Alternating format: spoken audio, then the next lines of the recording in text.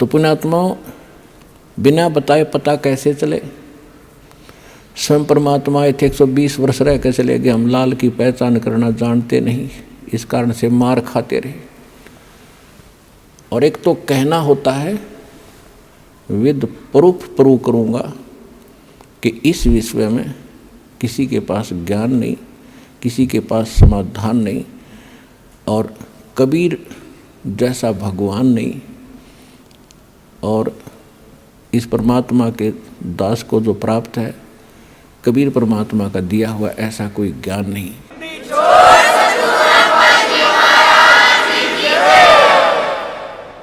अब जो प्रसंग चल रहा है कि गीता ज्ञान दाता भी जन्म मृत्यु में, उसका उपासक भी जन्म मृत्यु में, इसलिए गीता अध्याय नंबर 7 के श्लोक नंबर 12 से लेकर 15 में गीता ज्ञान दाता कहता है कि अर्जुन, इस 7वें अध्याय में आपको ऐसा ज्ञान बता दूंगा कि फिर कुछ भी जानना शेष नहीं रहेगा।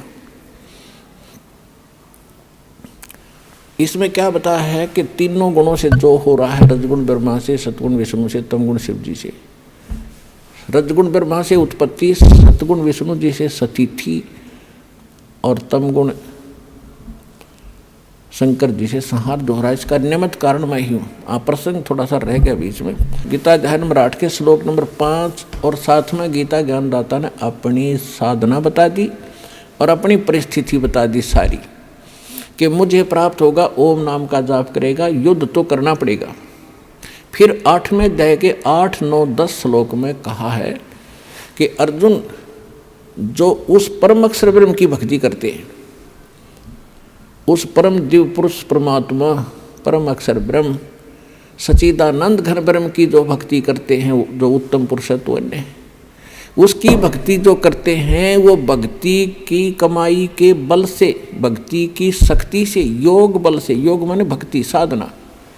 योग का अर्थ ये नहीं है कि आसन पद्म लगा कर बैठ जाए आँखें बंद करके, या ऊपर न पैर कर लिए अटपट, ये योग नहीं है। योग का अर्थ होता है जोड़, आत्मा का परमात्मा से मिलन करना, ये भक्ति क्रम कहलाता है। तो योग माने भक्ति भी होती है कि भक्ति योग के बल से, साधना के बल से, भक्ति की कमाई की शक्ति से उस परमात्मा के पास चला जाता है, और मेरी साधना करने वाला मुझे प्राप्त होता है। अब उस परमात्मा की भक्ति का उन्होंने मंत्र बता दिया 17वें अध्याय के 23वें श्लोक में, सांकेतिक। ओम तत् सत इति निर्देश ब्रह्मण तिर्विद समर्थ है, यानी सच्चिदानंद घन ब्रह्म के पाने का 3 मंत्र का जाप है, नथिंग एल्स, इसके अतिरिक्त कुछ नहीं। ओम ब्रह्म का, सरपुरुष का। अब फिर आइए गीता अध्याय नंबर 15 के श्लोक नंबर 16 और 17 पे। इसमें 3 पुरुष हैं, एक सरपुरुष, एक अक्षर पुरुष, और तीसरा जो आपको सिद्ध कर दिया 8वें अध्याय के 3रे श्लोक से, परम अक्षर ब्रह्म कहो, परम अक्षर पुरुष कहो। तो ओम जाप है ब्रह्म का, सरपुरुष का, जो 21 ब्रह्मांड का स्वामी है, और जो तत् है ये है अक्षर पुरुष का, जो 7 संग ब्रह्मांड का स्वामी है, जिसको पर ब्रह्म, नेक्स्ट ब्रह्म भी कहते हैं। ये सांकेतिक है, ये इस दास के पास है, कोड वर्ड है ये, और सत भी कोड वर्ड है, सांकेतिक शब्द है।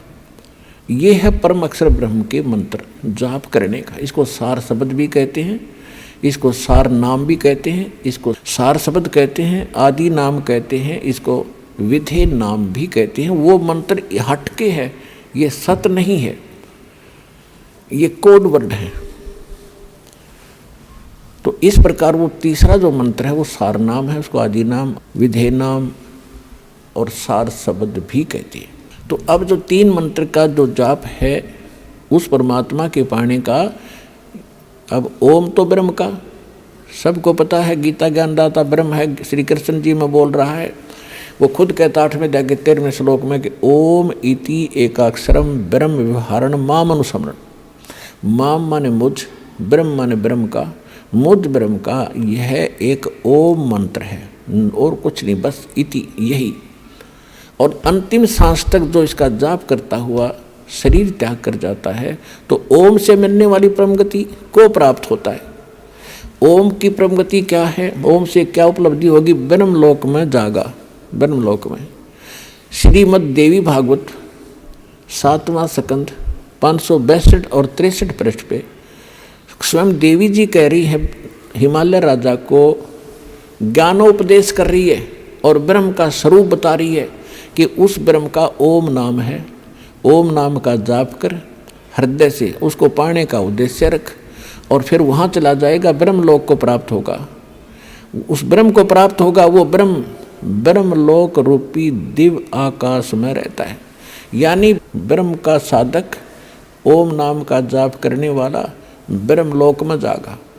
वो ब्रह्म की साधना करा, सरपुरुष की, 21 ब्रह्मांड के स्वामी की, काल की साधना करा है। गीता अध्याय नंबर 8 के श्लोक नंबर 16 में कहा है कि ब्रह्मलोक में गए हुए प्राणी भी पुनरावृत्ति में उनकी जन्म मृत्यु सदा बनी रहेगी।